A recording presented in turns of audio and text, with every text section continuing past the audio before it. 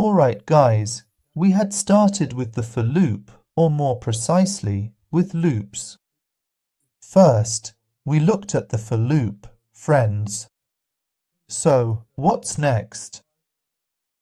After the for loop, friends, we have another loop called the while loop.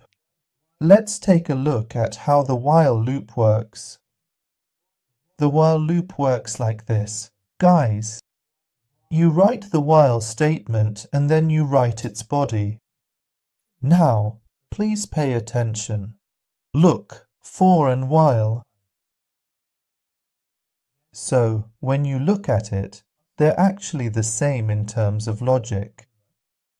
I mean, there's a name here, there are parentheses here, lots of parentheses.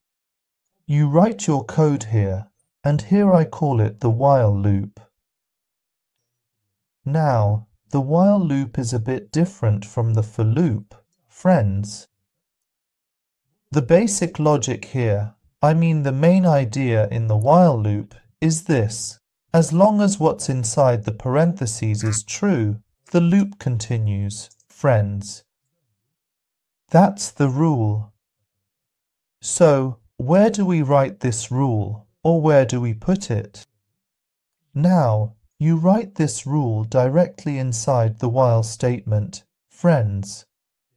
By checking whether something happens or by examining the state of something, you actually decide whether this loop will continue or not. So, what should we do?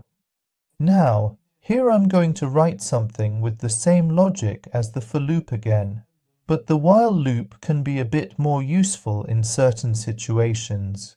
There's also the do while loop, which is even more useful. Of course, depending on the flow of the code you've written, each has its own place to be used. Now here, I say integer. What should we call it? Let's say loop equals 1, for example.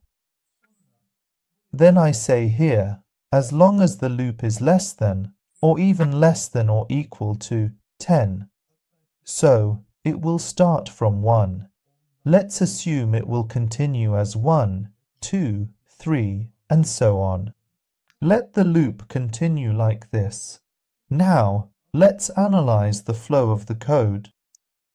The value of the loop, or rather, the value of the loop variable, what is it? 1. I come with while. I ask, what is the value of the loop? 1. Is 1 less than or equal to 10? What's the answer? Yes.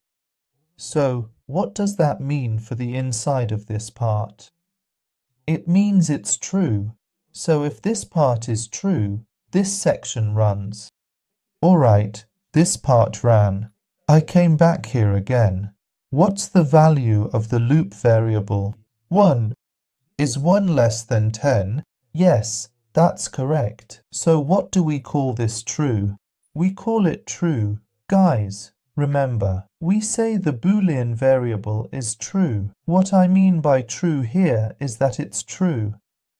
As long as the inside of the while is true, the loop continues. So the loop is 1 again. We came here. When I come back again, the loop is 1. I come back again. The loop is 1. Ah, we've invented an infinite loop. Is it really like that? Look, I'm going to run it now. The application will enter an infinite loop. Let me move it up like this. Right now, it's trying to run. As you can see, you can also see it on the right side. This runs infinitely. Teacher, I hope the computer doesn't explode. No. There's a stop button at the top right. You press this. After a while, it will stop. Since it's running, it won't shut down instantly. So, we've found the infinite loop. Infinity. So, teacher, how do we get out of this loop? Now, what was your rule here, guys? Your rule here. Now, your rule here was this. Let it change as long as the loop is less than 10. But teacher, the loop variable never changes. Then change it, guys. So here, The code goes from top to bottom. Loop is 1. Yes, I got past the first one. Then you say, let the loop variable increase by 1 each time. What happens when I do this is 1 less than 10 print this. Then increase the loop by 1. What the loop at now? 2 less than 10.3 less than 10. 4, 5, 6, 7, 8, 9, 10. Is 10 less than or equal to 10? Yes. Come back again.